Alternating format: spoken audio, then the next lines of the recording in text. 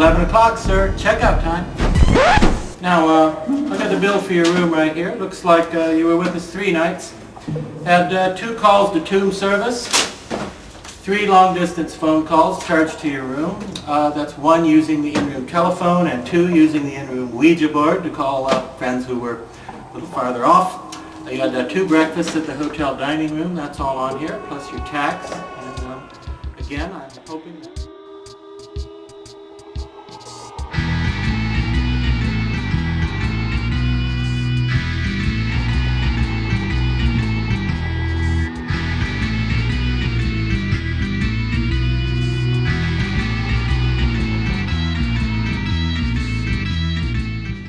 So, what are your thoughts on tonight's movie?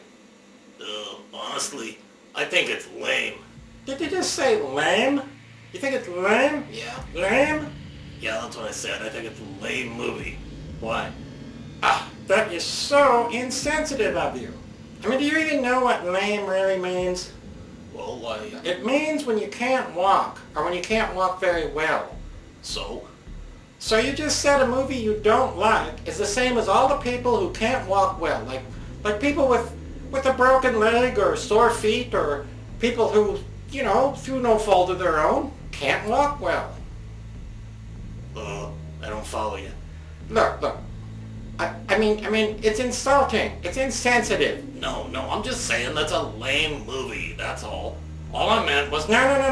Oh, come on. No. I know what you meant, but here's the thing.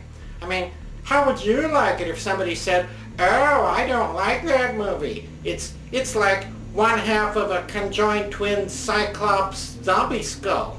You wouldn't like that, would you? Actually, it wouldn't really bother me if somebody said that. Seriously, that wouldn't bother you? No, because I'd assume they were talking about your half. Ha! Listen. What? Listen. All I'm asking is that you just try to show enough sensitivity to never ever say anything that anybody anywhere could possibly find potentially offensive. Now, is that too much to ask? Well, no. Well, yeah. Well, Okay, come on. Let's try again now. What are your thoughts on tonight's movie? I think it's poor. It's just a poor movie. Poor? Yeah. Poor. Like poor people. Now you're insulting poor people. Like somebody who may have lost their job, or lost their house, or their car, or somebody whose home got foreclosed on. You're saying a movie you don't like is like a poor person. All right. What I mean is, this movie stinks. Stinks. You know, when a person smells bad, it's not always a laughing matter. I mean, a man works hard all day to support his family, and he's not supposed to smell a little at night. Is that it? Well, no. I mean, sometimes bad breath or even body odor can be the sign of a serious medical condition, and you're making fun of that. Well, not really. Yeah, or what about somebody who just got sprayed by a skunk? They'd stink. What? Yeah, you want to make fun of them? Well, no. Don't they have enough trouble without you comparing them to movies you don't like? All right, look, never mind. Let's just say I love this movie, alright? You do. Yeah, never mind. It's a great movie. It's a fine movie. I like it, okay? You happy? Really? You really like this movie? Yeah, I like it. Wow, you must just be stupid. Now I have here the Ancient Sorcerer's Book of Magic and card games. Now this is one we've never played before, of course, so I'll read everybody the rules. This game is called 7 Tombstones.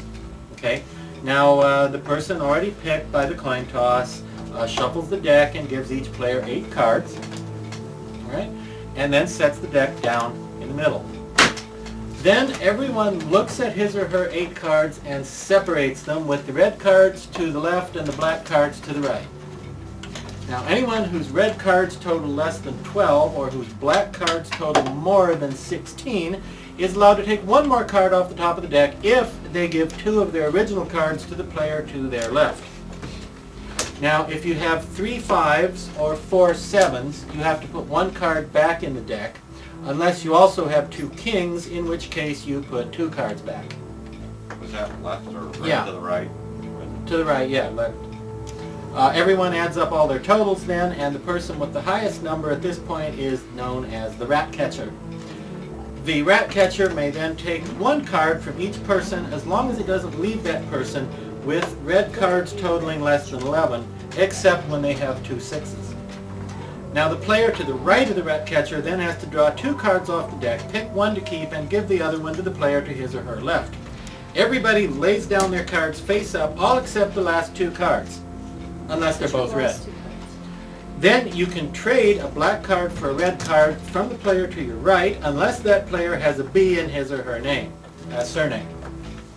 Then everyone gives their smallest card, not including red 2s or black 3s, back to the rat catcher, who adds them up and takes half that number of cards off the top of the deck, and then gives each player who has any gold dental fillings 1 card, red or black.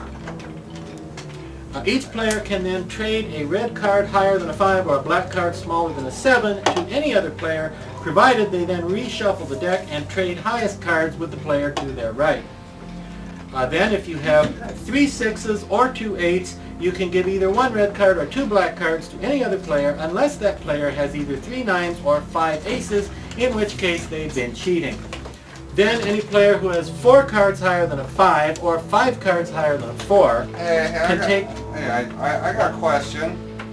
Well, can it wait? There's only 1 more rule left to go. I just want to know why they call it 7 Tombstones. Up! Wolfie wins. What? How can Wolfie have won? We don't understand the game. We aren't even finished. We don't know all the rules. How could he have won? Well, the last rule is that the winner is the first guy to ask why the game is called 7 Tombstones. Oh, jeez, Al. Ow. Who picked this game? That figures.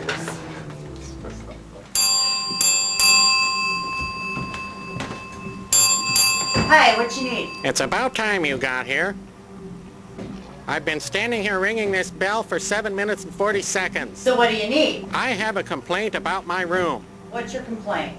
When I made my reservation, you promised me I'd have a window that faces the ocean. Your window does face the ocean. What ocean? The Pacific Ocean. The Pacific Ocean is 3,000 miles from here. But your window still faces it.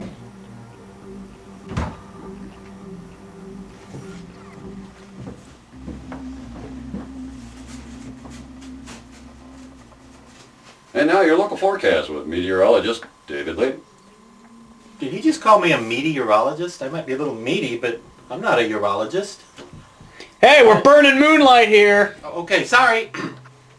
Yes, right. It is time now for your weekend weather forecast. We're going to see the outlook for the viewing area right here using this state-of-the-art forecasting equipment to tell you, well, I don't see really anything in the weather forecast.